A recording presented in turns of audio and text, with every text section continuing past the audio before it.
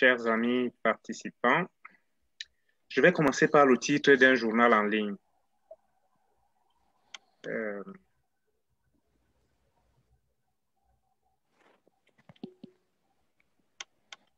Donc, je parlais du titre d'un journal en ligne que j'ai trouvé tantôt. Marché monétaire, le Cameroun veut lever 35 milliards. Après un coup de maître pour sa première opération, le Trésor public camerounais est retourné ce mercredi sur le marché des titres publics de la BEAC. L'opération visait cette fois à mobiliser 35 milliards. Comme vous voyez très bien, c'est un pays qui va sur le marché monétaire local. Ce n'est pas la Banque mondiale, ce n'est pas le FMI, ce n'est pas le Club de Paris qui va lui prêter cet argent au prix fort. Parfois, les prêts de ces institutions financières-là sont à vous arracher les cheveux, pour ne pas dire les yeux. Non, c'est le marché local. Et les pays d'Afrique centrale utilisent de plus en plus cette façon de faire pour combler certains gaps dans le budget, pour investir. Comme vous voyez très bien,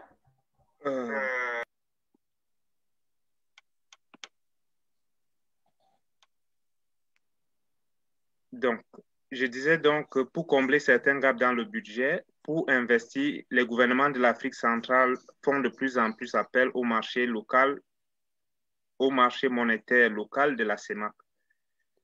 Le docteur Bingono Bingono disait lors d'un de ses passages ici, je le cite, « Un arbre se développe à partir de ses propres racines. » Et cela semble tout à fait indiqué car nous savons aussi qu'il y a une expression chez nous qui dit que les banques locales sont en surliquidité.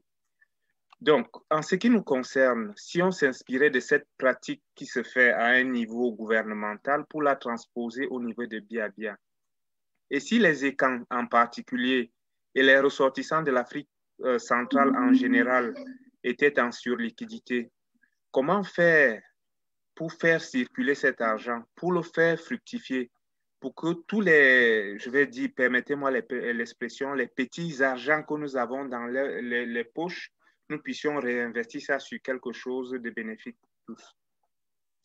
À mon avis, pour avoir une réponse à cela, ce sera un peu le thème, ce sera un peu de cela que l'intervenant de ce soir va nous entretenir en nous présentant une opportunité à saisir dans le domaine du digital. D'où le thème de ce soir, investir dans le digital. Africtube.com, une opportunité à saisir.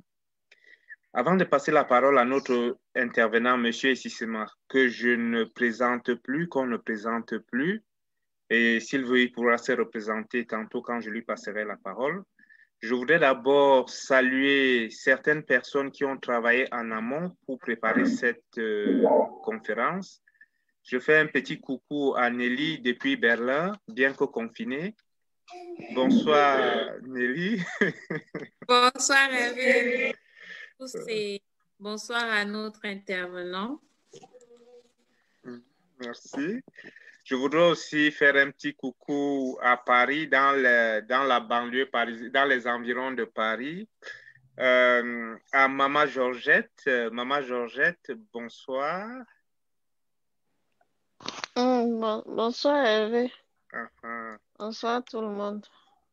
Donc, Nelly et Maman Georgette sont respectivement chargées de projet et responsables au CE, Comité exécutif.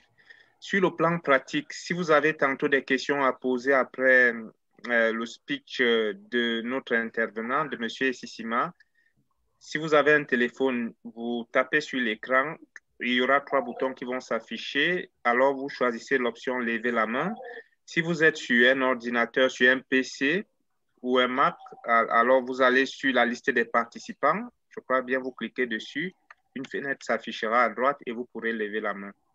Ceci étant dit, je vous prie de partager, ceux qui sont sur les réseaux sociaux, sur Facebook notamment, de partager cette visioconférence.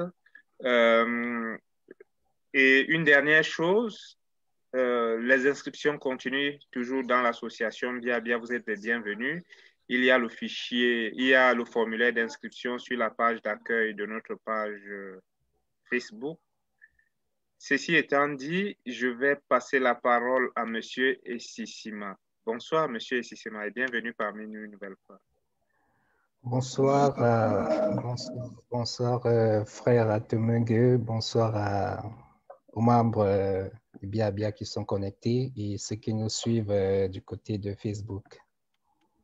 C'est un plaisir pour moi de venir une fois de plus. J'étais déjà venu une première fois pour parler de l'opportunité d'investir dans le digital.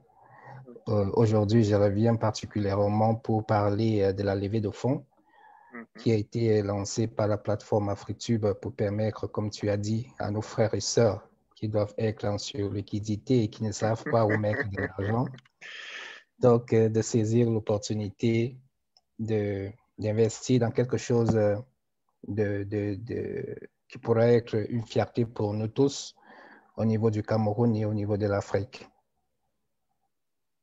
Donc, ça sera un plaisir de m'entretenir avec vous durant le temps qui nous sera imparti. Merci. Merci. Donc, comme vous voyez, je ne vous ai pas présenté, mais si vous pouvez vous présenter parce que tout le monde et ceux qui sont en ligne ne vous connaissent certainement pas, mais si vous pouvez vous présenter brièvement, peut-être pas de façon extensive, et ensuite, voilà, rentrer dans le vif du sujet, si ça vous convient. Bon, donc, je vais me présenter brièvement. Je suis Jean-Baptiste Ississima. Beaucoup me connaissent déjà parce que je suis actif dans les réseaux sociaux quand même, à travers toutes les initiatives que j'ai déjà initiées jusqu'à présent.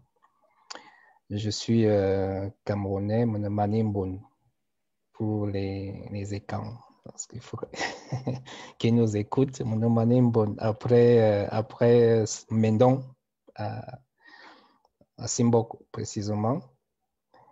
Donc, je suis au Canada et c'est depuis le Canada que j'ai commencé à lancer mes activités dans l'entrepreneuriat web. C'est vrai que j'avais déjà commencé au Cameroun après de nombreuses années à la Sopicam en tant qu'administrateur du site web depuis 2002 jusqu'en 2012 quand je suis parti du Cameroun. Donc, mes activités sont beaucoup plus orientées vers Internet parce que Internet est une opportunité, le digital, c'est une opportunité et il est temps pour nous de vraiment voir loin. Aujourd'hui, nous sommes en train d'utiliser une plateforme comme Zoom. C'est une plateforme qui aurait pu être créée aussi par un Africain ou par un Camerounais et permettre de créer la richesse pour notre pays. Donc, moi, j'ai eu la passion de l'Internet depuis une vingtaine d'années aujourd'hui et toute ma carrière a été construite dans ce domaine. Donc, voilà.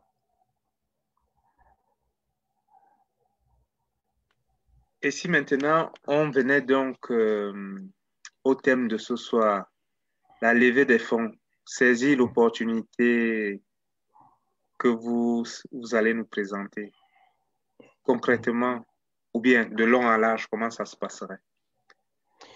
Déjà, avant de parler de la levée de fonds proprement dite, il faudrait parler de l'objet de la levée de fonds, qui est la plateforme afritube.com pour ceux qui ne la connaissaient pas encore. Peut-être on pourrait mettre le lien afritube.com pour ceux qui pourront aller regarder. AfriTube est un site web d'hébergement de vidéos et un média social sur lequel les utilisateurs peuvent envoyer, regarder, commenter, évaluer, partager des vidéos en streaming. Pour faire tout simplement, AfriTube, c'est le YouTube africain. Donc, l'idée m'est venue de créer cette plateforme parce que je m'étais rendu compte que beaucoup de nos artistes, pour ne prendre que le cas des artistes, beaucoup de nos artistes se sont orientés dans le digital sans connaître les véritables enjeux.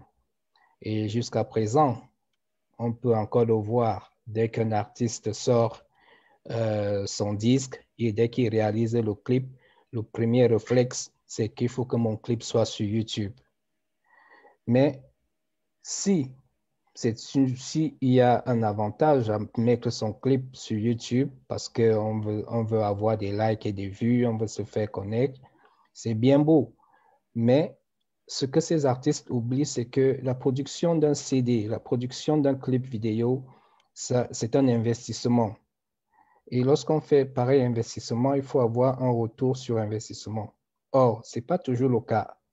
Vous pouvez demander poser la question à tous les artistes qui, depuis des années, postent leurs vidéos sur AfriTube, de leur demander combien ils ont perçu de cette plateforme-là.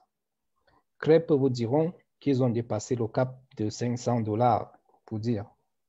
Crêpe. Pour ceux qui ont pu toucher quelque chose aujourd'hui, ce sont ceux qui sont appuyés par des maisons de production qui, eux, pour elles se battent pour leurs artistes. Par exemple, les artistes qui ont signé avec Sony. Sony a des accords avec YouTube. Ça fait que les vidéogrammes des artistes qui ont signé avec Sony n'ont pas le même traitement, ne subissent pas le même traitement que l'artiste lambda qui vient de poster sa vidéo. Donc, tout Monsieur ça... Sissima, oui. Et je m'excuse, vous avez dit si on demandait à des artistes et vous voulez parler des artistes qui ont posté sur YouTube, qu'ils ont reçu moins de $500, c'est ça? Parce que j'ai cru entendre AfriTube. C'est bien YouTube. YouTube, je parle de YouTube. Oui, merci. Donc, et là, je parle comme on est dans le... Je ne vais pas prendre dans le contexte africain, je prends qu'au niveau du Cameroun. Nos artistes qui, depuis des années, postent leurs vidéos sur YouTube, je ne suis pas sûr qu'une dizaine ont reçu $500 venant de cette plateforme. Or, nous-mêmes, nous savons combien ces vidéos, le nombre de vues que ces vidéos ont déjà dans cette plateforme. Et donc, fort de ce constat, je me suis dit, mais pourquoi est-ce que je ne peux pas créer une plateforme pour permettre à ces créateurs de contenu, à ces musiciens, de pouvoir monétiser directement leurs œuvres. Parce que la monétisation directe, c'est quoi? Je n'invente rien parce qu'on ne réinvente pas la roue. On ne réinvente pas le fil à couper du beurre, mais il y a plusieurs façons de couper du beurre. Donc, pourquoi est-ce que je ne peux pas proposer à ces artistes-là qui ont des bases, qui ont une audience assez forte, de monétiser directement ces vidéos en demandant, par exemple, à leurs fans de mettre €1 pour pouvoir regarder un nouveau clip qui est sorti. Cet argent va directement dans le compte de l'artiste et non plus dans le compte de YouTube ou quoi que ce soit. Parce que lorsque vous publiez sur YouTube, déjà YouTube se fait de l'argent sur votre vidéo en faisant passer ses publicités. Et aujourd'hui, il a encore resserré les liens, les conditions, de façon à ce qu'un nouvel artiste qui n'a pas encore 1000 abonnés et 4000 de diffusion de son produit ne peut même pas espérer monétiser sa chaîne. Et quand bien même tu remplis ces conditions, tu es renuméré par nombre de vues, ça veut dire au 1000. Ça veut dire qu'il faut avoir 1000 vues pour gagner quelques centimes de dollars. 1000 vues. Ce qui fait que l'artiste qui a fait 1 million de vues, si YouTube doit lui reverser quelque chose, cet artiste-là va tourner dans les 200 à 350 dollars par rapport à ce clip-là. Or, avec AfriTube, on s'est dit avec la monétisation directe, si 400 000 personnes qui ont vu une vidéo gratuite sur YouTube, si 15% des 400 000 personnes qui ont regardé cette vidéo donnaient €1 à l'artiste, l'artiste se retrouverait avec 42 000 €, soit en francs CFA, on tourne vers les 27 millions. Ça, c'est un montant que YouTube ne pourra jamais verser à un artiste jusqu'à la fin de sa carrière. Donc, si en un clip vidéo sur AfriTube, un artiste peut avoir au moins 15 à 20 millions, je pense que ce n'est pas une mauvaise affaire. Et cet argent, ça vient d'où? Juste de la modique somme que l'artiste a fixée pour qu'on regarde son clip sur AfriTube. Les chiffres paraissent énormes, mais ces chiffres sont proportionnels à l'audience de l'artiste. Donc, au lieu d'aller mettre gratuitement sa vidéo sur YouTube, pourquoi ne pas la monétiser directement? Parce que le vrai fan, d'abord, c'est celui qui consomme. C'est celui qui ne va pas venir t'insulter en commentaire sous ton clip que c'est moche. Ce n'est pas celui qui va venir mettre le pouce bleu en bas. Non, le fan, c'est celui qui soutient l'artiste. S'il ne peut pas acheter le CD, il peut au moins donner une modique somme pour regarder cette vidéo de l'artiste qui est publiée. Parce que on se rend compte aujourd'hui que beaucoup de nos artistes, c'est comme s'ils sont en train de supplier les fans pour se faire adopter. Mais non, c'est le contraire qui doit se faire. Lorsqu'un travail est bien fait, c'est les fans qui te portent, qui te mettent en haut, comme on dit. Et donc, si ces fans-là veulent vraiment te soutenir l'artiste, 1 euro en Europe, ça ne coûte absolument rien du tout. Ce n'est même pas le prix d'une bouteille d'eau. Donc, si 15% des personnes qui ont regardé un clip ailleurs donnaient seulement 1 euro à l'artiste, l'artiste se retrouve avec pas moins de 25 millions de francs CFA avec un seul clip. Donc, si l'artiste met 4 clips en un mois, l'artiste se retrouve avec 100 millions de francs CFA. Ce n'est pas de la magie. Donc, voilà la motivation qui m'a poussé donc à mettre en place cette plateforme. Aujourd'hui, elle est en train de faire son petit bout de chemin. Il y a des artistes qui sont en train de comprendre, mais il y a encore beaucoup qui ont encore le réflexe YouTube parce qu'on veut que sur YouTube, c'est plus noble de publier, de dire qu'on a reçu tel nombre de vues sur YouTube. Mais ce qu'ils oublient, c'est que ce n'est pas YouTube qui fait la popularité d'un artiste. Ce n'est pas une plateforme qui fait la popularité d'un artiste. YouTube n'est qu'un média, n'est qu'un support qui vous permet de publier votre contenu. Si vous publiez le même contenu à côté sur AfriTube, vous allez faire la même campagne que vous faites avec AfriTube pour que votre vidéo soit vue, pour qu'on sache que vous avez mis un nouveau produit dehors. Tous les artistes, nous le voyons, nous recevons les liens de leur page, du nouveau clip. Ils font des posts sur leur mur avec le lien YouTube. Ils peuvent faire la même chose avec AfriTube et gagner plus parce qu'ils ont mis en place un système de monétisation directe. Et aussi, il faut noter que AfriTube aujourd'hui est la seule plateforme qui récompense même les simples utilisateurs. C'est-à-dire, il y a des gens qui passent carrément toute la journée dans ces plateformes-là, soit YouTube, soit Facebook. Mais avec AfriTube, chaque action que l'utilisateur va faire, par exemple, regarder un clip, ça lui fait gagner des points. Faire un commentaire sous un clip, ça fait gagner des points. Liker un clip, ça fait gagner des points. Et tous ces points-là, lorsque l'utilisateur a atteint un certain montant, un certain nombre de points, il peut convertir ces points en argent cash. Donc, c'est pour motiver l'utilisateur qui est quand même le maillon fort, parce que sans utilisateur, aucune plateforme ne va fonctionner. Mais le temps que les utilisateurs passent sur une plateforme, ils doivent quand même être récompensés. Et nous avions donc mis en place un programme de fidélisation de récompense qui permet aux utilisateurs qui font les tours sur AfriTube et regarder les vidéos qui sont publiées de pouvoir bénéficier aussi des retombées de la plateforme. Donc, c'est une plateforme gagnante pour tout le monde. Et sur le plan africain, nous avions pour objectif de faire de cette plateforme la plateforme leader en Afrique de partage vidéo. Il n'y a pas une autre pour le moment. Mais quand les autres viendront, nous aussi, on aimerait qu'en Afrique, que les gens aient le réflexe AfriTube, comme aujourd'hui, beaucoup ont le réflexe YouTube.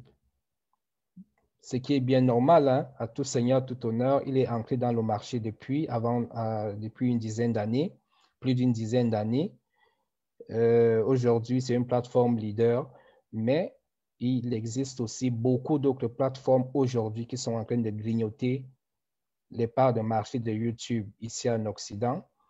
Je peux citer VK, je peux citer Odyssey, je peux citer Rumble, je peux citer, il y a aussi un nouveau qui est sorti dernièrement. J'oublie le nom. Donc, il y a déjà une concurrence au niveau occidental pour essayer de démembrer la part de marché de YouTube. Et avec la censure qu'il a commencé à appliquer depuis un certain nombre d'années, cette plateforme est vraiment en train de perdre des utilisateurs aujourd'hui qui sont tous en train de migrer dans les nouvelles plateformes occidentales que, bon, qui pour le moment, elles ne sont pas connues, mais ils sont en train de se faire leur place. En Afrique, qu'est-ce que nous on propose? Est-ce qu'on va continuer à être ce continent qui consomme et qui ne produit pas? C'est là le problème. Parce que lorsque vous regardez les chiffres de ces entreprises-là, les chiffres qu'ils font aujourd'hui, c'est en termes de milliards. Et comment est-ce qu'ils génèrent des milliards alors qu'ils nous proposent un produit qui est gratuit? C'est tout simplement parce qu'ils se font de l'argent. Leur modèle d'affaires est basé sur notre activité dans ces plateformes.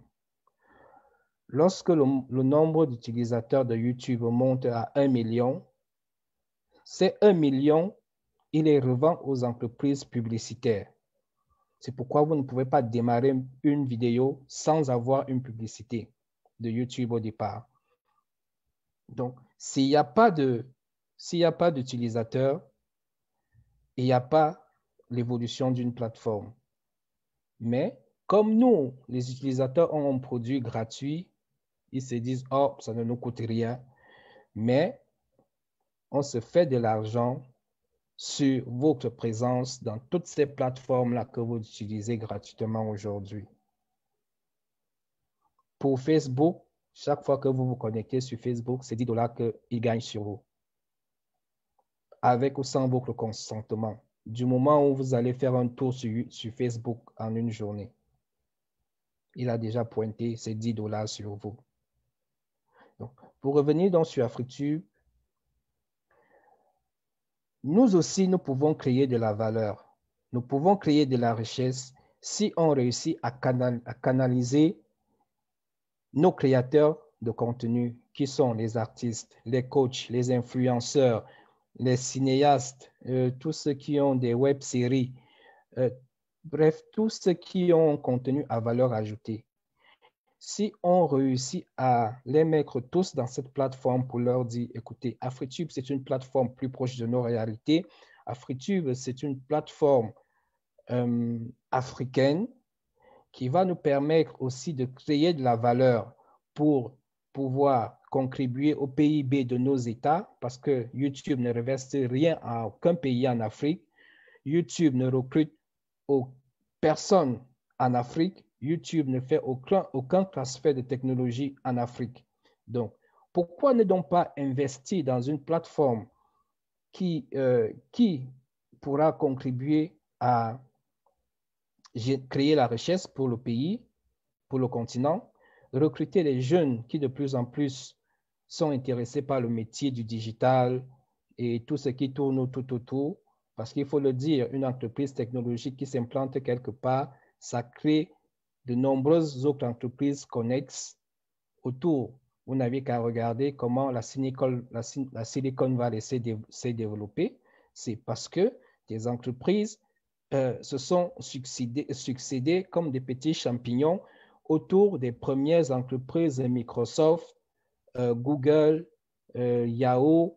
Et donc, toutes les autres entreprises ont commencé à se créer tout autour, au point où aujourd'hui, la Silicon Valley détient la valeur de la Silicon Valley, c'est le budget de plusieurs pays africains. Parce que les entreprises technologiques aujourd'hui créent énormément de la richesse. Nous aussi, on peut le faire.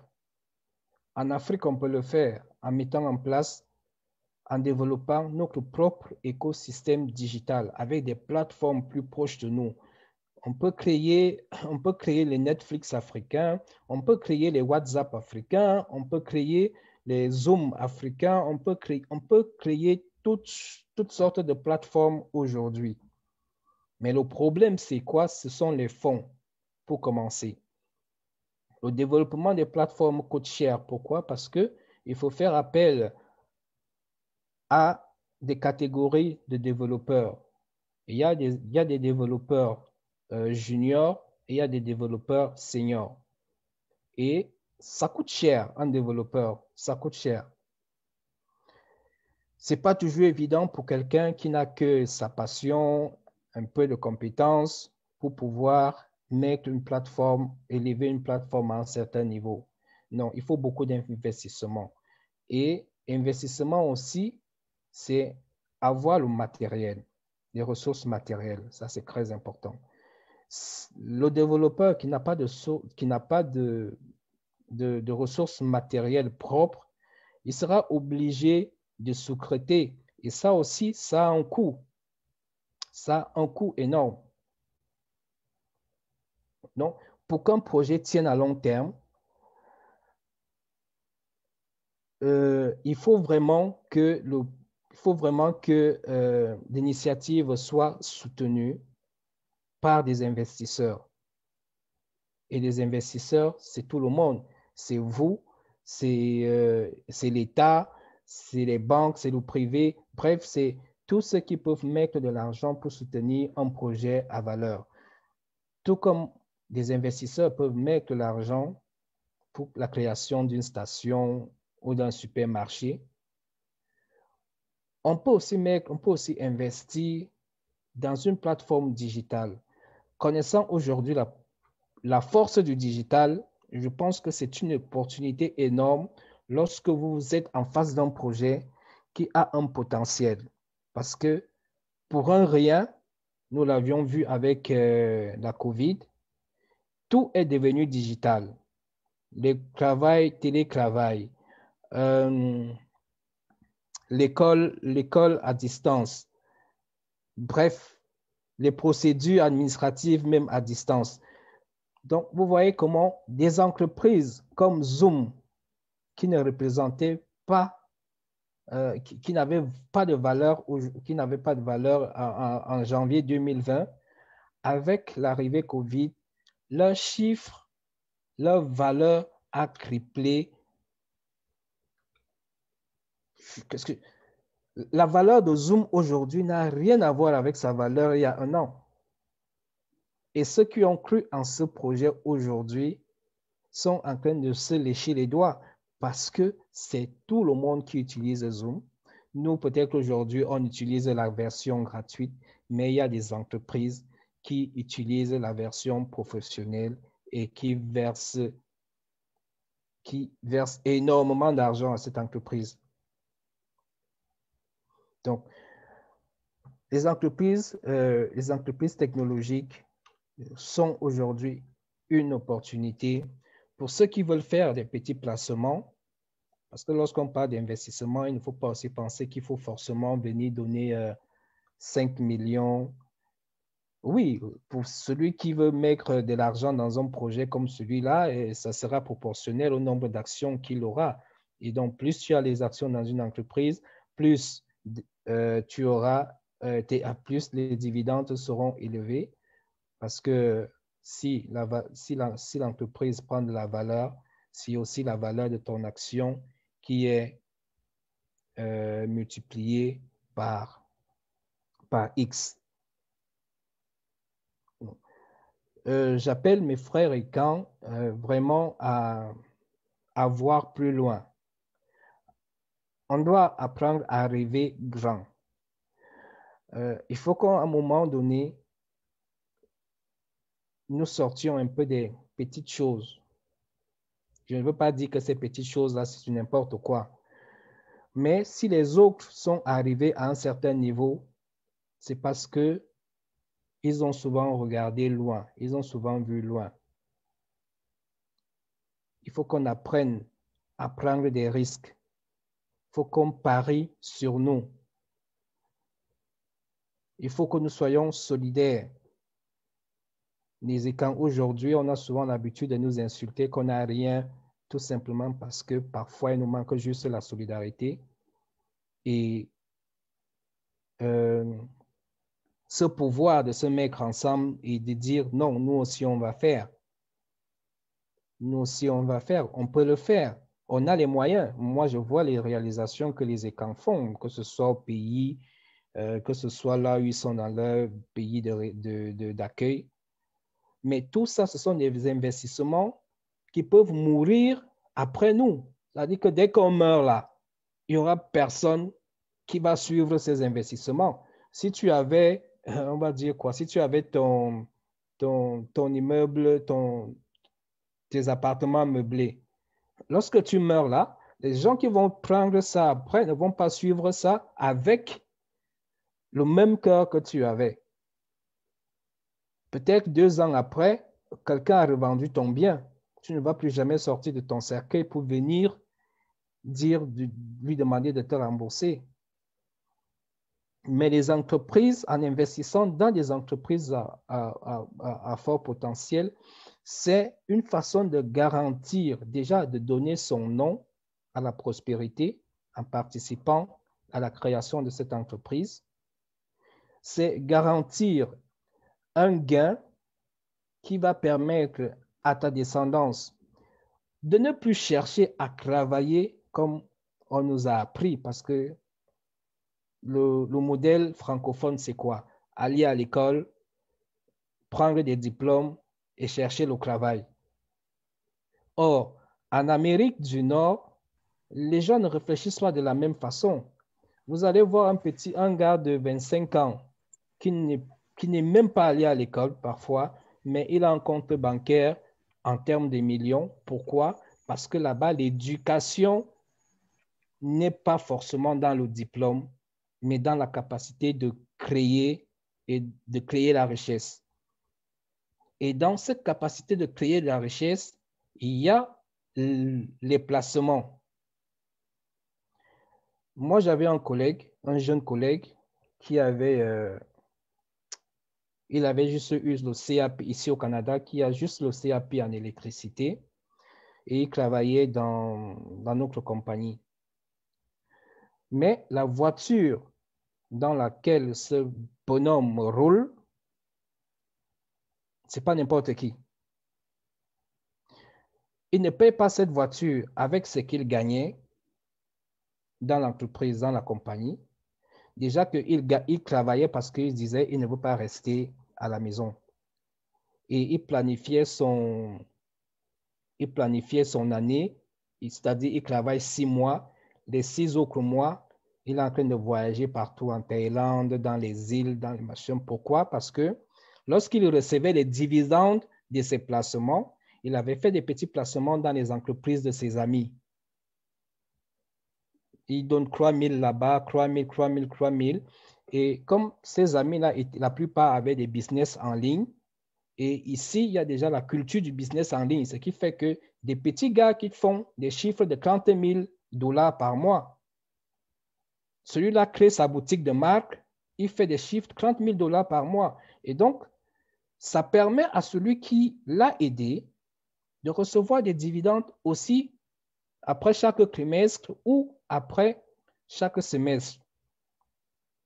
ça nous évite et ça évitera à nos enfants de travailler comme des bourriques à la fin de leur vie. Parce qu'à un moment, lorsque nous venons dans ces pays, il faut qu'on se fixe des limites. On ne peut pas travailler ici comme si c'était le chez nous. Donc, il faut que nous apprenions à faire des investissements dans des entreprises naissantes à fort potentiel. On doit avoir ce réflexe-là. Je suis porteur de projet aujourd'hui. Il y a des sacrifices que j'ai faits, il y a des risques que j'ai faits. Je me suis mis à mon compte, j'ai démissionné parce que je crois à mon projet. Si ça ne marche pas, je vais fermer, je vais redémarrer un autre projet. Parce que je n'ai pas envie de travailler pour quelqu'un jusqu'à la fin de ma vie. Il faut que je trouve à mettre en place quelque chose qui va permettre à mon argent de travailler pour moi et non pas continuer à travailler pour avoir de l'argent. L'investissement, la prise d'action dans des entreprises à fort potentiel vous permet déjà, de faire donc ce placement à long terme. Parce qu'une fois que vous avez pris des actions dans une entreprise, vous ne pouvez plus sortir comme ça, sauf si vous décidez vous-même de vendre vos actions. Prenez la courbe de Facebook, prenez la courbe de YouTube, prenez la courbe de toutes les entreprises technologiques dont on nous vante et que vous connaissez aujourd'hui. Vous allez voir que ce sont des courbes qui ont toujours été croissantes après chaque année. Donc, ce n'est pas des entreprises où on met de l'argent pour perdre. Et nous avions étudié le modèle d'affaires de ces entreprises-là. On peut les dupliquer, on peut les appliquer chez nous. C'est juste des petites choses. Nous aussi, on peut avoir des géants technologiques en Afrique. On peut avoir. Et on va y arriver parce que nous, on a compris comment ça marche. Mais on a besoin du soutien de vous, nos grands frères, nos grandes sœurs, nos frères, même petits frères, parce que parfois le petit frère peut avoir de l'argent plus que le grand frère, même comme ils sont parfois impolis quand ils ont l'argent. Mais ils peuvent aussi contribuer à laisser leur nom pour la postérité. Le petit frère peut avoir de l'argent plus que le grand frère, même comme ils sont. Donc, c'était un peu pour planter le décor sur ce qu'est AfriTube, ce que nous pouvons apporter, où est-ce que nous voulons aller, pour que les gens comprennent qu'il y a une grande opportunité. L'Afrique, à elle seule, c'est 102% d'utilisateurs des réseaux sociaux. L'Amérique du Nord, c'est-à-dire États-Unis, Canada, c'est 46%. Parce que la population de l'Afrique est plus forte que la population de ces deux pays-là. Et comme nous ne produisons rien, nous sommes les premiers à consommer tout ce qui vient chez eux. Ça veut dire qu'eux, les Occidentaux peuvent décider de ne même plus utiliser leurs propres réseaux sociaux. Mais nous, seulement l'Afrique, on va continuer à alimenter leur marché et leurs entreprises seront toujours au top. Parce que nous, on n'a rien produit. On se lève le matin avec Facebook, on se lève le matin avec YouTube, on se lève le matin, on est déjà sur Telegram, Signal, machin. Toute cette activité que nous faisons contribue à générer la richesse de ces entreprises-là. On peut le faire chez nous aussi. On peut le faire chez nous. Aujourd'hui, ce que AfriTube propose déjà, je pense qu'on n'a pas envié quelque chose à YouTube. Pourquoi? Parce qu'on peut regarder nos vidéos aussi. Les gens peuvent publier leurs vidéos, les gens peuvent commenter, les gens peuvent liker. Bref, tout ce qu'on fait dans YouTube, on peut le faire sur AfriTube. On n'a pas encore mis les directs sur AfriTube. Pourquoi? Parce que ça demande des ressources matérielles. Raison pour laquelle on a donc lancé cette levée de fonds qui va nous permettre de monter en puissance. Cette levée de fonds va nous permettre, d'aller installer l'entreprise dans un pays africain où l'environnement nous permettra de développer ce type d'activité. Ça va nous permettre de s'équiper en achetant nos propres ressources matérielles, serveurs, connexion Internet à haut débit et sécurisé, serveurs de streaming. Toutes ces choses-là, ça coûte de l'argent. La levée de fonds va nous permettre de recruter le personnel qualifié avec lequel nous allons travailler pour élever, pour amener l'entreprise là où nous voulons arriver, Ça ne sera vraiment pas la complaisance parce que si les gens mettent de l'argent dans un projet, il faut bien qu'on recrute des personnes qui ont appris un métier et qui peuvent apporter la valeur ajoutée pour créer la richesse. Cet argent va aussi permettre de mener les différentes campagnes de promotion que nous allons engager pour sensibiliser les Africains en général, là, pour qu'ils comprennent que YouTube ne doit plus être le réflexe pour eux, parce que YouTube ne leur apporte absolument rien du tout. Donc, ça sera une très grosse campagne de sensibilisation qu'on va faire. En face, certainement, on va avoir la riposte, mais nous, on sait là où on veut aller. Les géants ont toujours un point faible. Et le point faible, est toujours négligé. Et c'est là où on va s'installer. Le point faible qu'ils sont en train de négliger, c'est là où nous, on s'installe et on va créer notre marché. Quand ils reviendront, quand ils verront que le coin qu'on avait négligé là, et il y a des gens qui sont en train de l'occuper, nous, on sera déjà bien installés et ils n'auront plus cette place-là. Pourquoi? Parce qu'on a déjà réussi à faire entrer dans la tête de nos utilisateurs que non, on existe. Donc, la levée de fonds, on a libéré d'abord, c'est un premier tour de table, on a libéré 4000 actions et une action est à 100 €. 100 €. La question qu'on pose souvent, c'est si je mets mes 100 €, je gagne combien? Ça, c'est la question qui revient toujours. Donc, je préfère répondre tout de suite avec un exemple tout simple.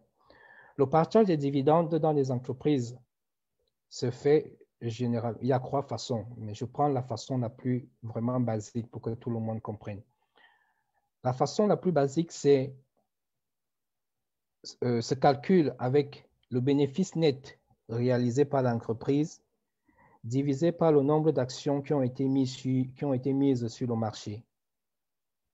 Donc, si l'entreprise réalise 1 million €, dans le cas d'Afritube, on a libéré 4000 actions, on va diviser 1 million € fois, on va diviser 1 million € par 4000 actions, ce qui va donner le prix de 250.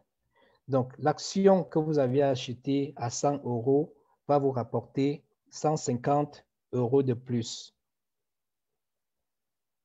Donc, si vous avez pris 4 actions, vous faites juste 250 fois 4, aussi simplement. Donc, plus vous prenez d'actions, plus vos actions ont vous allez avoir plus de dividendes. Et là, j'ai juste pris l'exemple d'un bénéfice net de 1 million €. Imaginez dans 5 ans ou dans 6 ans, on réalise un bénéfice net qu'on doit partager aux actionnaires de 7 millions €. 7 millions €, c'est le même principe. Votre action que vous avez achetée à 100 € va coûter 1 750 € fois le nombre d'actions que vous avez achetées. C'est pourquoi vous entendez souvent que les entreprises préfèrent payer les dividendes aux actionnaires que de donner les avantages aux employés. Pourquoi? Parce que c'est les actionnaires qui ont permis à ce que l'entreprise devienne ce qu'elle est. On a l'habitude de dire, oh, les grands patrons, ils sont en train de, eux, ils vivent bien et tout et tout. Mais non, les employés, vous avez décidé d'être employé, vous vous contentez de ce qu'on vous donne. C'est quelqu'un qui décide de ton salaire quand tu as décidé d'être employé. Mais celui qui a décidé d'être actionnaire, lui, d'abord, il ne travaille pas, il ne se lève pas le matin pour venir travailler comme toi. Il sait qu'à la fin de chaque année, j'ai mes dividendes qui viendront de cette entreprise. C'est pourquoi on dit faire des placements dans une entreprise, c'est sécuriser son avenir lorsque vous réussissez à ancrer faire un placement dans une entreprise à fort potentiel. Et comme je vous ai dit, le monde de demain sera digital. Les loisirs aujourd'hui, c'est digital. Le travail, c'est digital. L'école, c'est digital. Bref, on est en train d'aller dans le monde du digital de plus en plus. Lorsque on va réussir à déployer la G5 un peu partout comme ils veulent l'installer, ça va encore aller beaucoup plus vite. Beaucoup plus vite. Il y a des services qui vont se développer. Et si vous remarquez bien, les entreprises qui ont été leaders dans un domaine, ces entreprises ont la faculté, ont la possibilité de développer rapidement d'autres business. Pourquoi? Parce qu'ils ont déjà des compétences, ils ont déjà les ressources. Quand vous prenez le cas de Facebook, par exemple, Facebook aujourd'hui est en train de développer, en fait, depuis quelques années, avait racheté une petite start-up qui fait dans la réalité virtuelle. Dans quelques années, on va voir apparaître des casques de réalité virtuelle qui seront produits par la compagnie Facebook. C'est-à-dire que vous n'aurez plus besoin, par exemple, d'utiliser votre téléphone pour envoyer un texte ou pour lire vos messages. Ça va se faire à partir d'un casque relié à l'intelligence artificielle. Et pourtant, c'est une petite entreprise que Facebook a achetée il y a 5 ans aujourd'hui. Ils ont continué le développement parce qu'eux, ils ont déjà des moyens.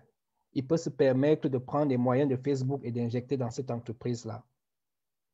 Donc, imaginez donc que Afritube, dans 3 ans ou 5 ans, commence à réalise son premier milliard, entre en bourse.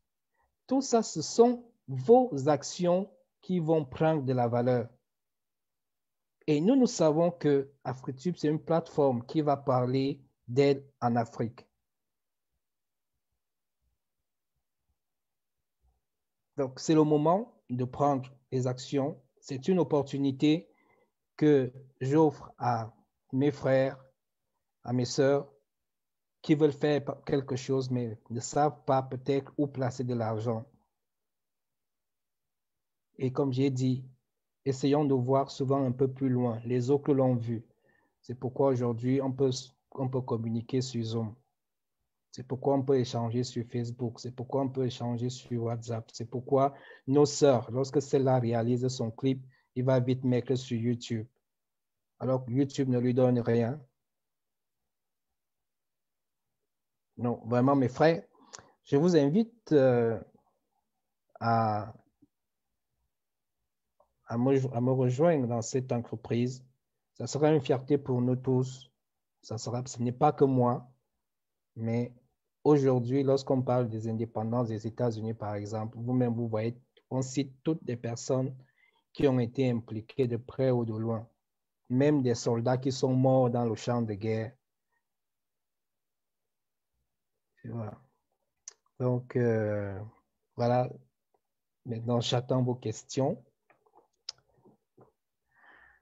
J'espère avoir fait le tour pour et être clair.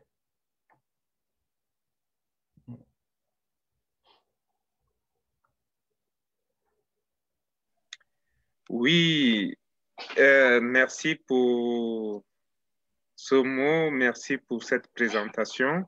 Donc, si vous avez des questions à poser, n'hésitez pas, faites-moi signe. Donc, avant de donner la parole à Diabia et Kambeti,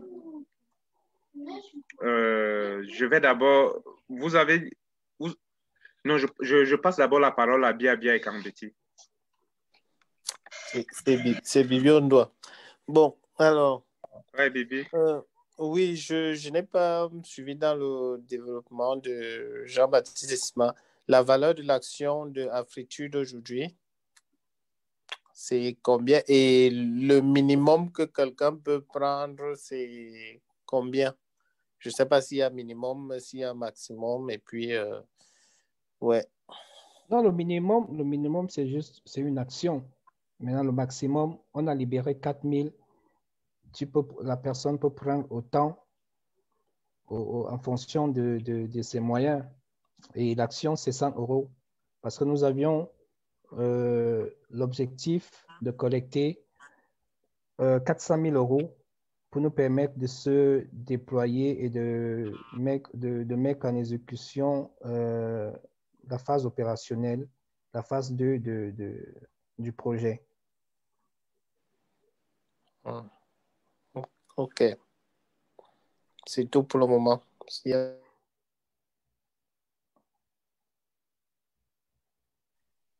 Oui, je vois la main de Julie Manga.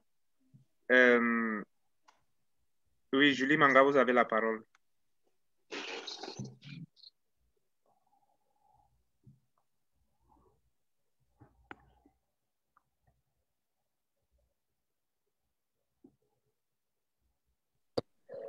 Julie Manga. Il faut ouvrir le micro, Julie Manga. Alors, vous m'entendez? Oui, allez-y.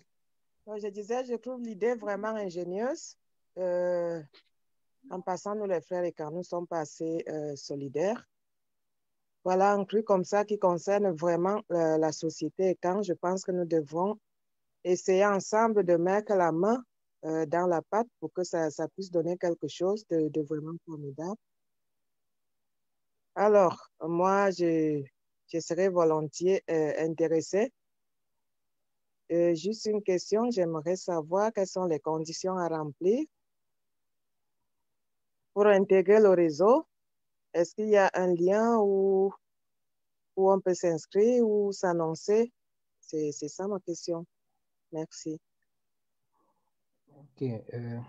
Merci, Madame Manga. Alors, bien évidemment, il y a un lien qui permet à ceux qui sont en Occident de prendre directement leurs actions en ligne. Je vais mettre le lien tout à l'heure. C'est une procédure vraiment simple. C'est comme si tu achetais quelque chose sur Amazon ou pour ceux qui ont l'habitude de faire des achats en ligne. C'est-à-dire, vous partez dans le site, vous sélectionnez l'article, vous choisissez la quantité et puis vous passez à la caisse et vous payez avec votre carte bancaire ou avec PayPal.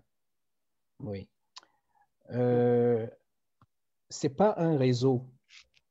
Quand vous prenez les actions dans une entreprise, vous prenez des parts de cette entreprise-là. Vous faites partie de cette entreprise-là. Vous comprenez? Donc, maintenant, vos droits, c'est en fonction du nombre d'actions que vous avez dans l'entreprise. Parce que si vous avez, par exemple, une cinquantaine d'actions, vos droits ne sont pas les mêmes que celui qui a 2 actions. Avec vos 50 actions, vous serez, par exemple, invité à assister aux réunions du conseil d'administration où on va décider, par exemple, du montant qu'on doit payer aux actionnaires, parce que ce n'est pas une décision qui doit venir d'une seule personne. C'est toujours un consensus. Vous comprenez? Donc, si vous avez des actions 50 en montant, vous avez des droits plus que celui qui a 2 actions. Mais les actions ont la même valeur au départ. Les actions ont la même valeur. Mais vous pouvez assister au conseil d'administration sans pour autant être employé de l'entreprise. Mais au moins, vous participez aux grandes décisions sur l'évolution, sur la marche de l'entreprise. C'est un peu les petites différences qu'on va avoir en fonction des investisseurs. Cette levée de fonds que nous sommes en train de faire, c'est ce qu'on appelle généralement le premier tour. Et ce premier tour va jusqu'au mois de mars. Après, ce que nous allons récolter, tous ceux qui ont acheté des actions vont recevoir leur certificat d'action. Et le montant qui va donc rester à boucler, on va aller auprès des cabinets d'investissement. On va leur dire, OK, voilà ce que nous avions déjà, voilà ce qui nous reste pour boucler notre partie financière. Parce que si nous commençons avec excusez-moi, il y a une question qui est montée là, j'ai été un peu discret. Si nous commençons avec les gros investisseurs, eux, ils peuvent tout racler, ce qui fait que les personnes comme vous, ça sera difficile de pouvoir avoir des actions. Donc, on a préféré commencer par un premier tour de table, vraiment pour permettre à ceux qui ont des capacités de pouvoir prendre des actions, de le prendre maintenant, parce qu'après, ça sera très difficile. Quand on va faire monter les dossiers auprès des gros investisseurs et des banques.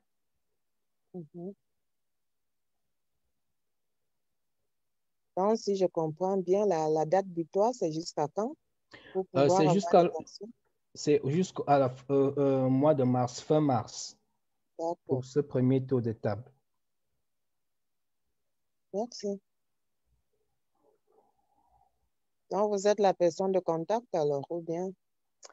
Je mets directement le lien en ligne.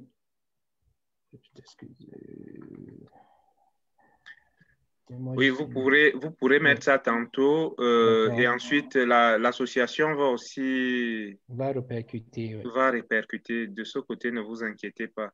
Madame Julie Manga, vous prenez simplement contact avec Bibi ou je ne sais pas quel responsable de l'association et vous aurez toutes les informations. Merci beaucoup. Oui, je vous en prie. Monsieur André-Marie Eyebe, vous avez levé la main ou je me suis... Oui? OK. Donc, je vais vous passer la parole, puis je vais passer la parole à monsieur Roger Pierre Le Mangle-Sang. Donc, d'abord, monsieur André-Marie Eyebe. OK, merci.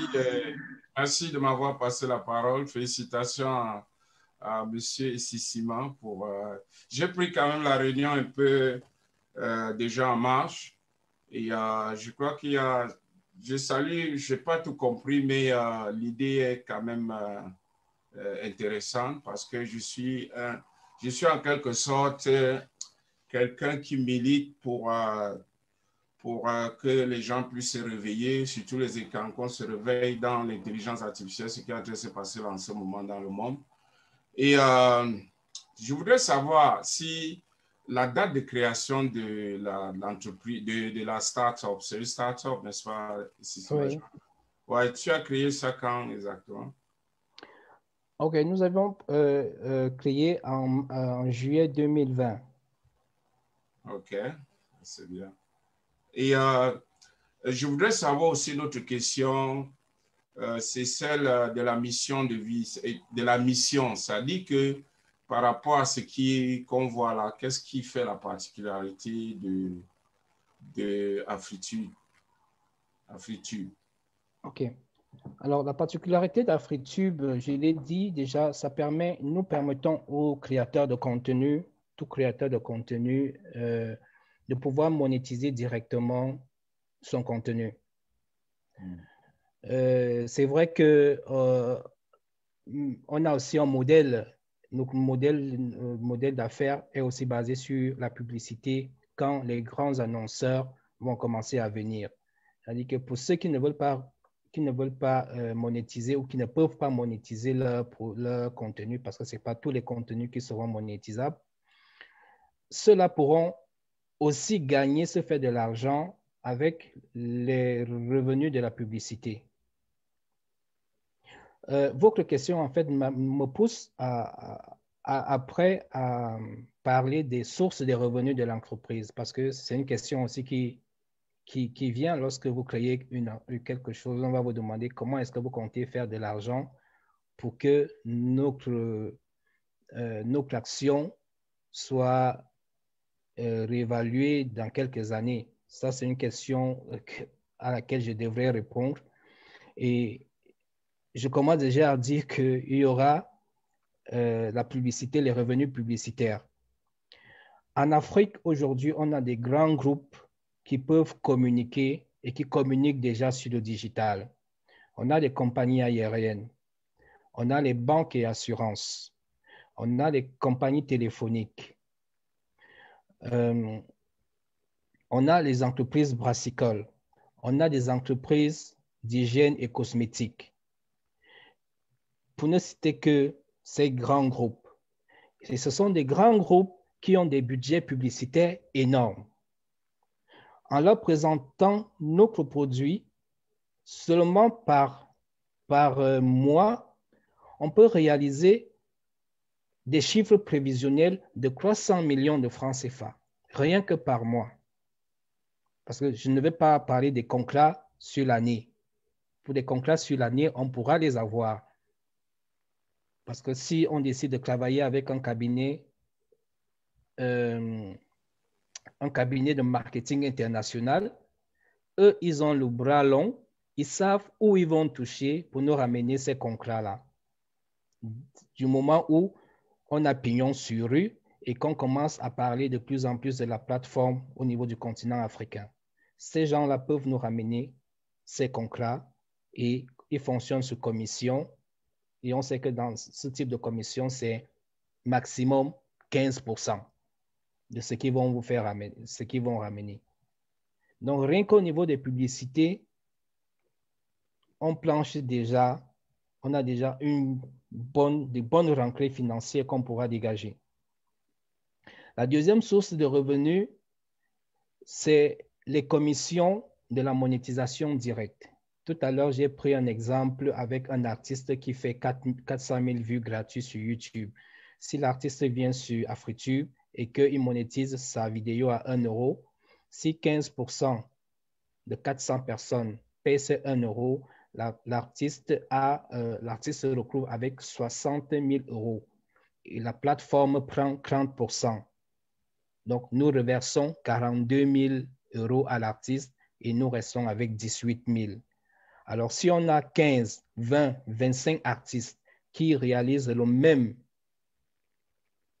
chiffre par mois, voilà aussi notre source d'entrée qui nous met au moins dans les centaines, sur 100 millions par mois qu'on peut atteindre d'euros.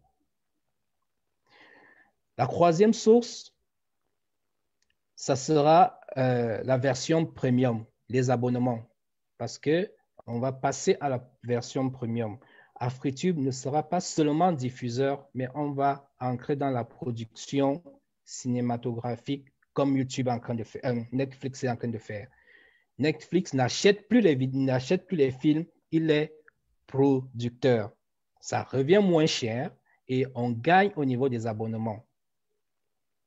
C'est pourquoi je vous disais qu'une entreprise qui a déjà une bonne assise a la capacité de développer des produits secondaires qui vont permettre de faire entrer l'argent. On peut revaloriser le cinéma africain, le cinéma camerounais avec des créations propres à nous, des créations qui seront regardées uniquement sur AfriTube par un abonnement. Vous comprenez? Et plus loin encore, si je suis là, je suis en train de dévoiler notre plan de développement. On va aller jusqu'à créer, on peut décider de monter et créer une chaîne de télévision continentale qui sera aussi sur abonnement. Vous comprenez? Donc, le plan de développement d'AfriTube, c'est comme un filet qu'on va lancer. Tout ce qu'on va prendre là, c'est pour nous. Donc, voilà les 3 modes de ressources, 3 modes qui vont nous permettre de créer, de générer la ressource pour l'entreprise et donc faire valoriser les actions que les gens vont prendre. OK. J'espère avoir répondu à la question. Ouais, merci, merci beaucoup. Et l'idée, je suis reconforté dans cette idée-là et je crois au digital parce que c'est là où le monde est en train d'aller. Et je crois que le modèle que tu as pris et avec les vidéos, c'est beaucoup plus, je crois beaucoup en ça. Donc, et non juste la communication, comme les messengers, les choses comme ça. Là, c'est un bon créneau. Donc, merci. Je vais juste prendre, la tâche pour les procédures pour pouvoir, pour les parts. Et puis, ceux qui vont se charger, il faut qu'on fasse un peu la publicité, la promotion de cette idée entre nous, qu'on essaye de passer la vision à tout le monde. Donc, ça, c'est sérieux. C'est sérieux, vraiment. Donc, merci. Merci. Merci, Monsieur Yébé. J'ai mis le lien déjà du site pour ceux qui veulent aller prendre directement leurs actions. J'ai mis le lien dans le chat. Oui, effectivement, le lien est déjà sur le chat. Donc, si vous êtes dessus, vous pouvez déjà le voir. Donc, je vais passer la parole à Monsieur Roger Pierre. Oui, merci. Bonsoir à tout le monde. Jean-Baptiste, merci beaucoup pour votre présentation. C'est vrai que plusieurs de mes questions ont été abordées par Monsieur André. Donc, j'ai quand même quelques questions. Et bon, mes questions portaient essentiellement sur l'ouverture à la publicité dans un premier temps, parce qu'on sait que c'est principalement de cette façon que YouTube gagne de l'argent aussi à travers la commercialisation des données. Bien, je voudrais donc savoir, est-ce que vous allez aussi entrer dans la commercialisation des données à travers les cookies? Parce que j'ai essayé d'entrer là dans le site, j'ai vu qu'il y avait les cookies. Bon, je ne sais pas si cet aspect était aussi privilégié. La deuxième question, c'était celle de savoir comment est-ce que les actionnaires gagnent de l'argent en investissant dans le projet. Et là, vous venez de vraiment répondre à ces différentes questions ici présentées, les différents projets et aussi les différentes idées pour le développement de l'activité. La dernière question, en fait, j'ai 2 dernières questions. La première, c'est celle de savoir si le fait de fixer la monétisation par les créateurs, est-ce que ça se fait, est-ce que c'est chaque créateur qui décide de fixer le montant de sa monétisation ou alors est-ce qu'il y a des critères et des taux fixés par l'entreprise? Et ma dernière question, bon, peut-être elle est un peu, je veux dire, peut-être elle serait un peu secret défense. Je voudrais savoir si si l'entreprise est déjà fonctionnelle et si elle est déjà rentable dès maintenant. Ou alors, est-ce qu'on peut avoir une prévision de savoir que, bon, c'est vrai qu'on ne peut pas prévoir, mais est-ce qu'on peut avoir une idée de savoir que, bon, si je mets mon argent aujourd'hui, si je ne sais pas, peut-être 5 ans, 2 ans, peut-être 1 mois, je pourrais déjà commencer à recevoir mes dividendes. Merci. OK. Donc, pour commencer la première question, pour nous, c'est un pacte que nous faisons avec nos utilisateurs. C'est-à-dire que nous n'allons pas faire dans la commercialisation des données des utilisateurs. C'est pourquoi on n'a pas intégré d'algorithmes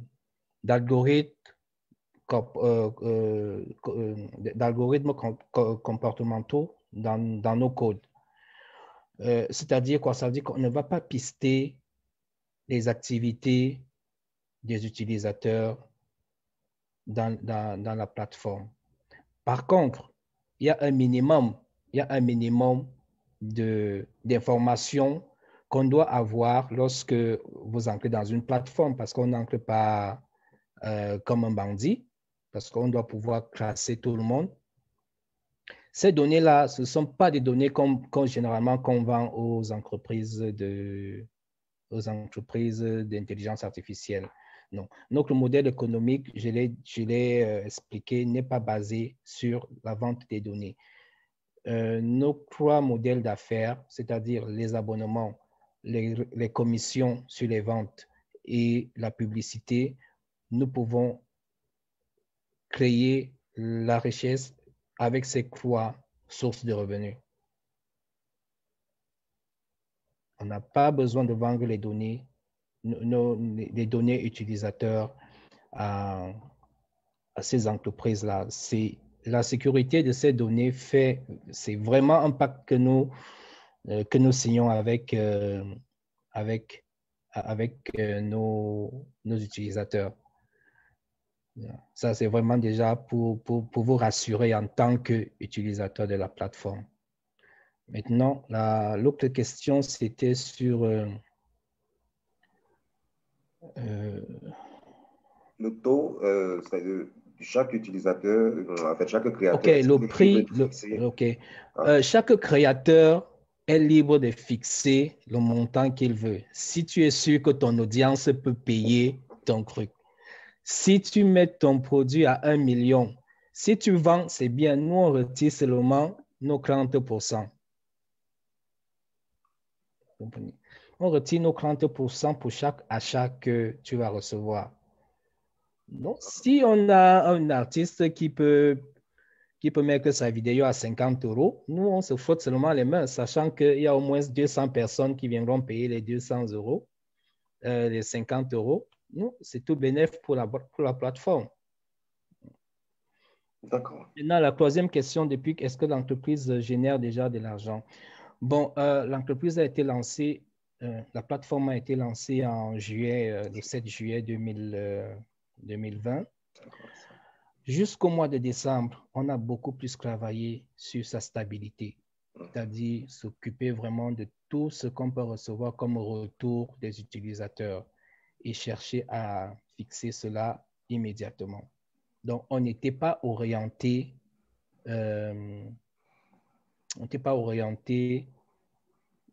rentabilité, mais on était beaucoup plus orienté stabilité, sécurité et vraiment facilité d'utilisation pour tout le monde. Mais les chiffres qu'on reçoit, le retour qu'on reçoit aujourd'hui, ça nous conforte dans notre idée que c'est une plateforme qui va décoller, mais quand nous allons commencer véritablement le volet marketing et commercial. Si vous permettez, je peux donner quelques chiffres.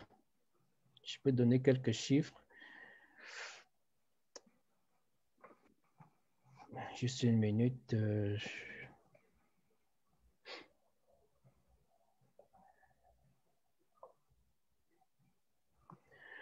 OK, donc pour parler des chiffres, on a déjà au total 2361 vidéos qui sont publiées. On a 91 276 total de vues de toutes ces vidéos. On a 2376 utilisateurs inscrits, 1321 chaînes créées. Donc, ça, c'est un peu au niveau des chiffres utilisateurs. En 7 mois, voilà ce qu'on a pu faire. Ça veut dire qu'on a un ratio de pratiquement 1000 nouveaux abonnés chaque mois. Okay.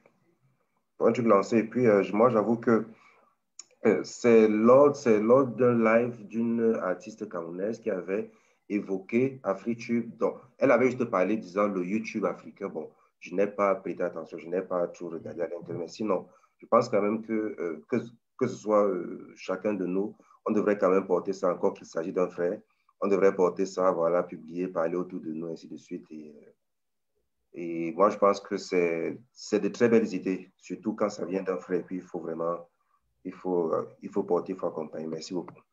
Vous voulez parler de l'artiste Catino, certainement?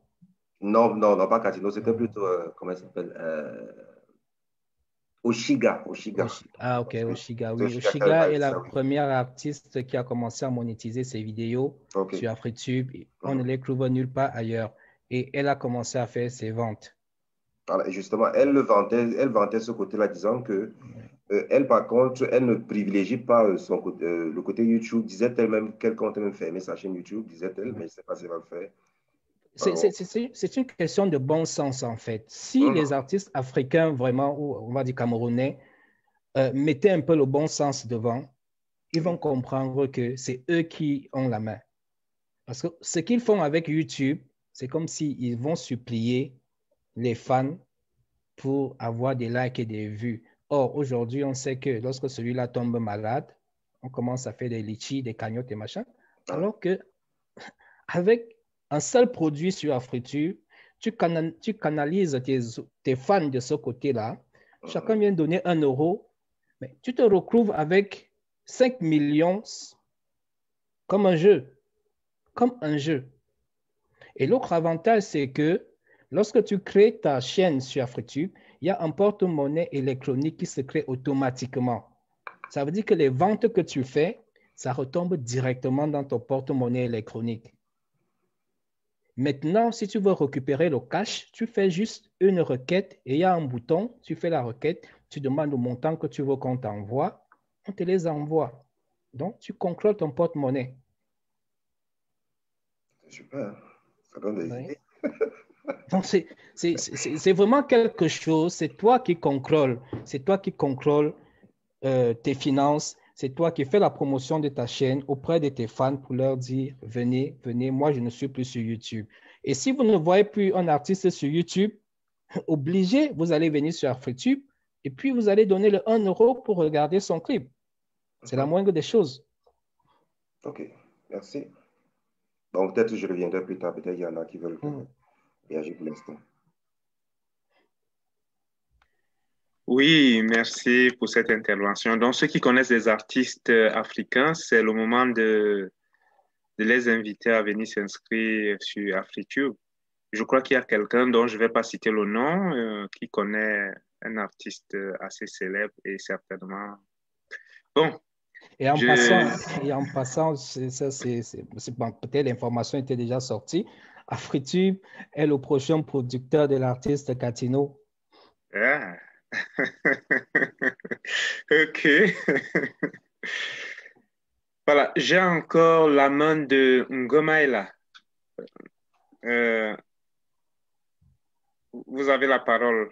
Oui, bonsoir. Vous m'entendez? Oui. Oui. Je ne sais pas si c'est pas indiscret. Est-ce qu'on peut voir votre...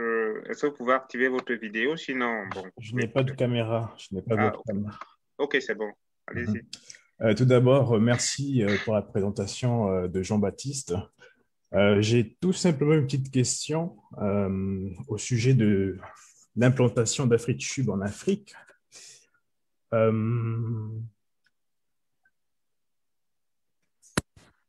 Je souhaitais savoir dans quel pays africain vous comptez installer AfriTube, et cela pour savoir si c'est un pays stable politiquement, du moins. C'est tout. Donc, en ce moment, on vise beaucoup plus le Ghana. Le Ghana. Pourquoi? Parce que le Ghana a bon, on connaît la stabilité politique au niveau du Ghana.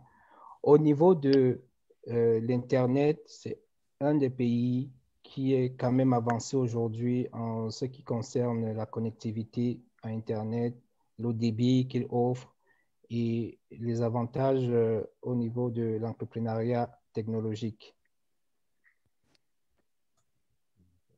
Et donc, l'environnement là-bas est favorable pour une telle plateforme?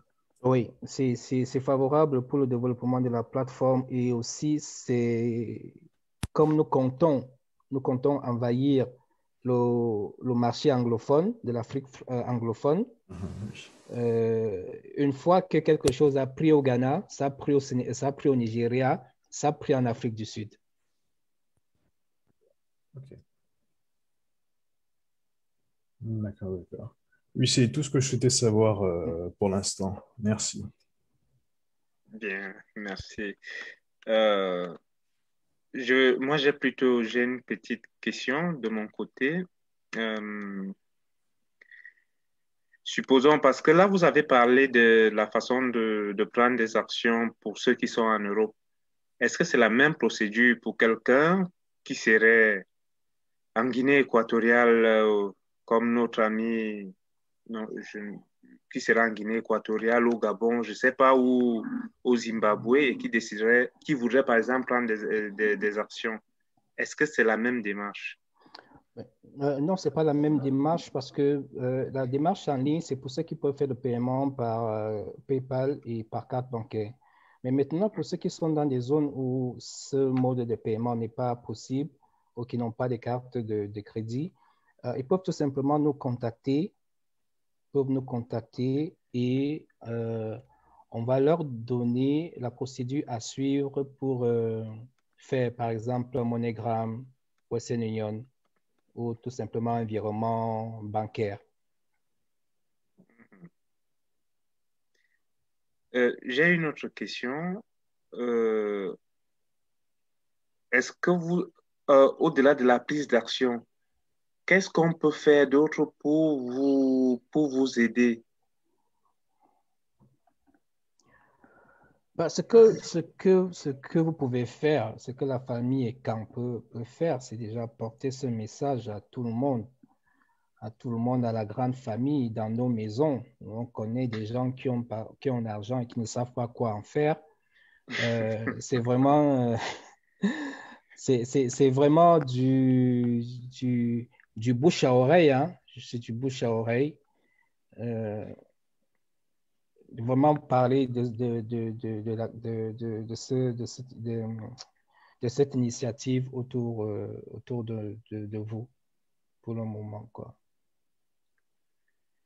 Vous avez parlé tantôt en ce qui concernait la monétisation, vous avez dit que chaque artiste pourrait mettre le prix qu'il veut. Est-ce que vous ne pensez pas que c'est risqué? En tout cas, au niveau de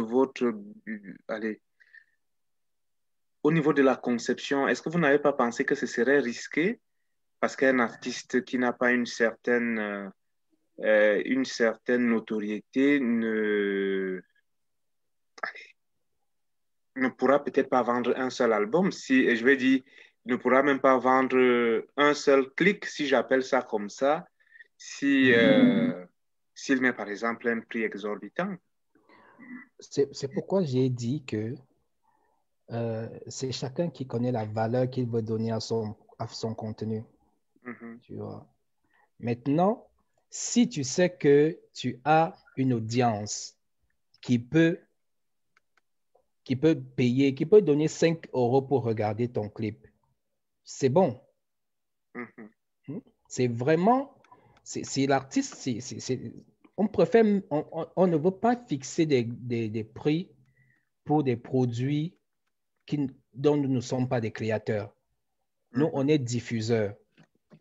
Donc, quand tu viens avec ton produit, tu dis, OK, moi, j'ai mon audience, j'ai 1 million de followers dans Facebook ou j'ai 1 million de followers dans Instagram ou YouTube.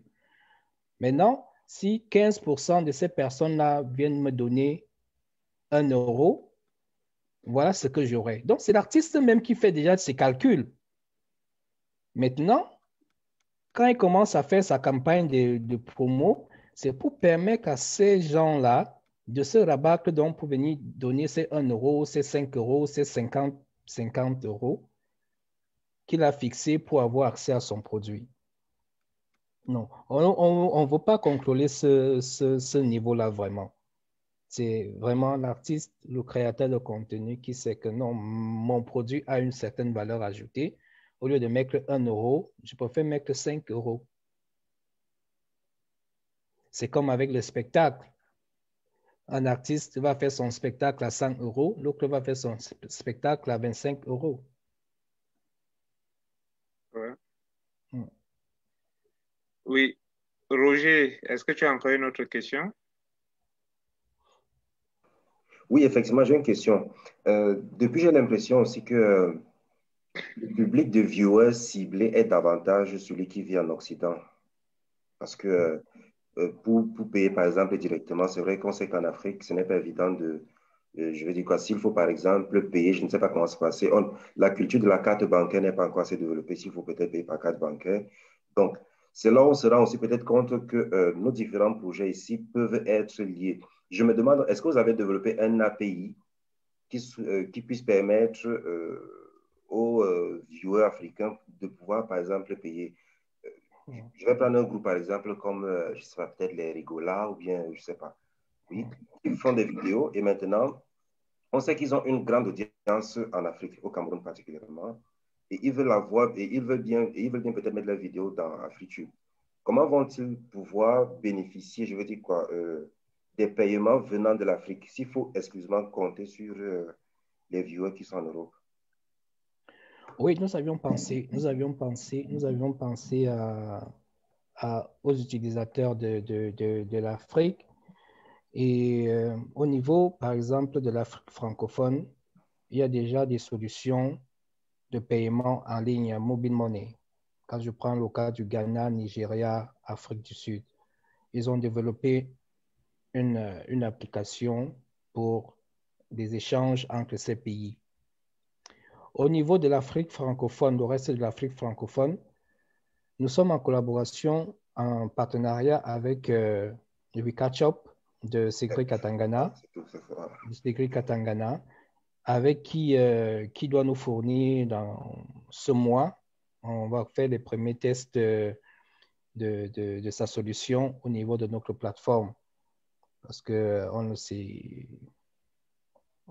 est en contact avec lui et il avait dit que ça pouvait être possible en fin janvier, début février.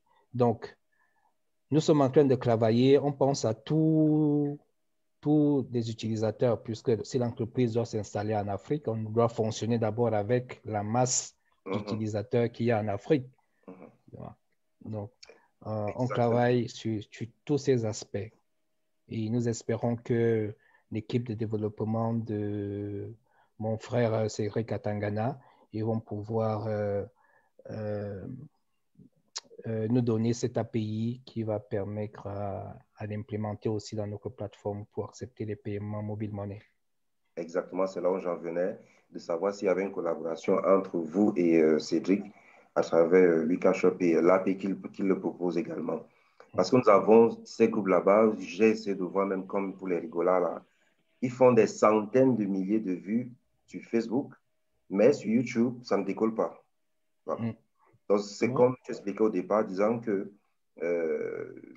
ils ont peut-être des vues sur YouTube, mais bon, c'est pas aussi rentable que ça. La notoriété qu'ils ont déjà sur Facebook, dans le Facebook camerounais, même peut-être l'Afrique francophone aujourd'hui, peut leur permettre de développer ou bien d'ouvrir une chaîne parallèle de ce côté, ce qui fait que lorsqu'ils vont ouvrir bon, ça c'est peut-être des idées juste comme ça, créer des contenus, montrer juste quelques petites heures et maintenant dire qu'il faut aller voir de l'autre côté, moi, payer peut-être même si c'est seulement 100 francs par Orange Money ou bien ça leur permet d'avoir quelque chose. Voilà.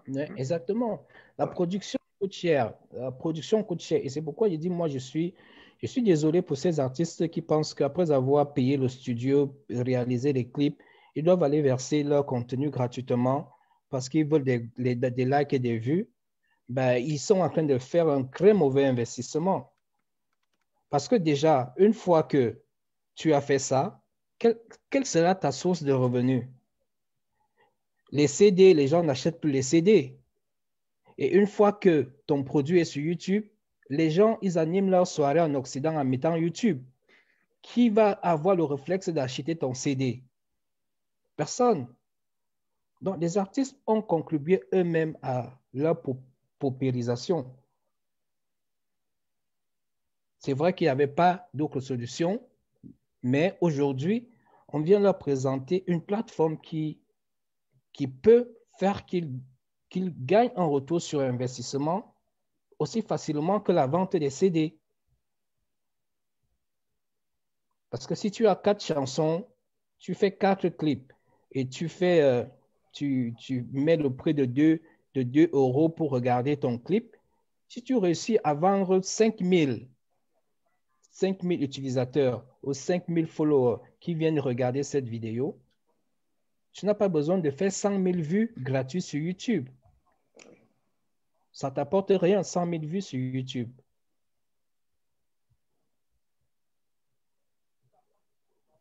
C'est ça.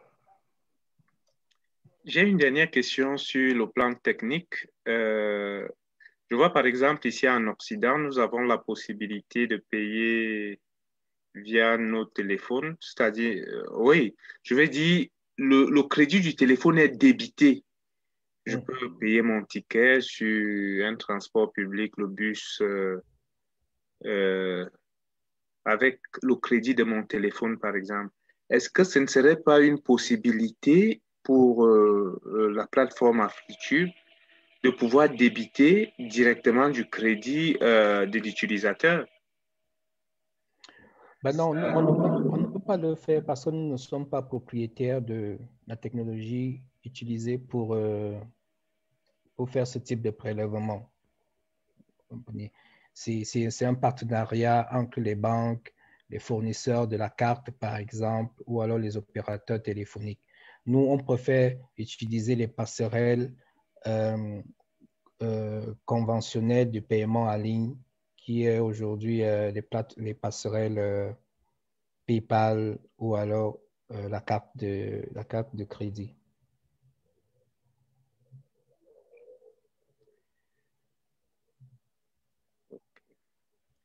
Donc, je ne sais pas si vous avez d'autres questions. Je crois que petit à petit, nous avons fait le tour du sujet.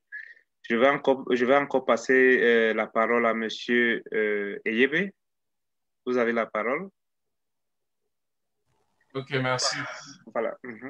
Oui, pendant qu'on progressait avec les interventions des uns des autres, il y a d'autres idées qui ont commencé à sortir dans ma tête. Disons que ça peut bénéficier, non seulement, je voulais contribuer un peu, je ne sais pas comment Sissima va prendre ça comme tout à l'heure, ce que tu venais de dire. Je vois que ça peut bénéficier non seulement aux artistes. Il y a par exemple les contenus, je ne sais pas, les gens qui font les podcasts, par exemple. Okay? C'est-à-dire qu'il peut montrer comment est-ce qu'une certaine méthode, comment peut-être network, comment est-ce que vendre quelque chose et tout ça. Tu vas mettre ta vidéo là-bas et les gens, ils vont là-bas, ils payent pour regarder au lieu de mettre ça gratuit dans Facebook, dans YouTube. OK? Donc, moi, c'est quelque chose qui m'intéresse aussi dans ce sens-là. Et puis, on parlait, il y a les Netflix au Cameroun. Comment est-ce qu'ils font pour prélever l'argent déjà? Je ne sais pas. Donc, il y a toujours quand même une catégorie de personnes qui va toujours... Parce que moi, je suis networker et j'ai trop de problèmes. J'ai eu des histoires à collecter l'argent pour faire ces paiements, mais on arrive toujours à trouver un moyen pour le faire à partir du Cameroun. Donc, c'est des choses qu'en avançant, on va résoudre d'autres problèmes. Mais c'est bien, c'est une très bonne idée. Franchement, je n'ai pas tout suivi, mais le peu que j'ai suivi, j'ai entendu parler de Sissima. J'avais vu quelque chose sur Facebook comme ça, mais je n'ai pas trop insisté. Tout à l'heure, quand j'ai vu c'est monté, j'ai vu qu'il était en train de parler à propos de cette application. Je vous assure, c'est quelque chose, moi, je vois ça en train de décoller terriblement. Ce qu'il est en train de dire, c'est un truc qui va décoller terriblement parce que les Africains, surtout avec la distraction, ça va vite. Sur le fond, oui, le fond, ça va vite. C'est pour ça que les YouTube et tous ces gens-là, ils vont aller, tout le monde va payer bientôt. YouTube est déjà en train d'apporter déjà ça. Même bientôt, ils vont mettre les moyens de paiement. Mais nous, ce sera vraiment africain, ce sera adapté à notre culture. Et ça, c'est bien. Moi, je suis partant et je vais tout de suite commencer souvent à parler parce que c'est la sensibilisation. Parce que tout à l'heure, je pensais qu'il faut voir, par exemple, les producteurs. Expliquer à un producteur, écoute, qu'est-ce que tu gagnes quand tu produis? Lui fait savoir. C'est juste, il y a parfois juste une idée, quelqu'un, il comprend ce qu'il y a à faire. Moi, je passe le temps d'expliquer aux gens qu'il faut changer la façon qu'on voit les choses maintenant. Vous voyez l'industrie du taxi, par exemple, traditionnelle. Les gens sont restés à faire le taxi, continuer. Uber est venu, ils ont commencé à chasser Uber. Pourtant, il fallait juste, au jour d'aujourd'hui, tout en train de pivoter. Il faut pivoter les choses. C'est plus que je fais la même chose comme avant. Donc ça, c'est bien. Et si tu as mon soutien. Et dès partir de demain sur mon Facebook, je commençais à parler de ça tout le temps. Il y a Madame Fras, je ne sais pas si j'ai bien prononcé, qui demande si je pense prendre contact avec des sociétés de droits d'auteur. Tout à fait, tout à fait. La plateforme ne va pas seulement se limiter à diffuser le contenu. Nous voulons aller plus loin jusqu'à la défense des droits des artistes. Je veux dire, ceux qui vont accepter fonctionner avec AfriTube. Nous allons être la police de leurs œuvres dans le digital. Je suis d'ailleurs invité à une conférence des maisons d'édition et de droits d'auteur africains qui doit se tenir ce mois. J'ai été invité pour présenter la plateforme. Ça sera l'occasion de discuter avec eux et de leur présenter aussi cette opportunité-là. Donc, il y a beaucoup de choses qui vont se faire, beaucoup de choses qui vont se faire. Il y a des artistes aujourd'hui qui ont des contenus dans YouTube, mais les gens qui gèrent ce contenu reçoivent de l'argent pour un travail qu'ils n'ont pas. Vous allez voir des gens qui ont créé des chaînes où ils font seulement le mix des clips des artistes. Les vues qu'ils font, ça ne part pas dans la cagnotte de l'artiste. Donc, nous allons aller plus loin. On va craquer ces chaînes-là. On va les signaler à YouTube. Si YouTube n'exécute pas, on va plus loin. Or, YouTube aujourd'hui sait très bien que le droit d'auteur, ça ne blague pas ici en Occident. Donc, à un moment, il y a des choses, des clips que vous n'allez plus voir sur YouTube. Vous serez obligé de venir les suivre sur AfriTube. Et si c'est gratuit, c'est bon. Si c'est payant, vous allez payer. Donc, tout ça, ça nous permet, nous, de canaliser nos artistes, les artistes africains dans cette plateforme pour que demain, les gens puissent commencer à savourer, à consommer leurs produits en payant des sommes, des maudites sommes. Regarder un clip à 200, quand tu aimes vraiment ton artiste, ça ne te coûte absolument rien.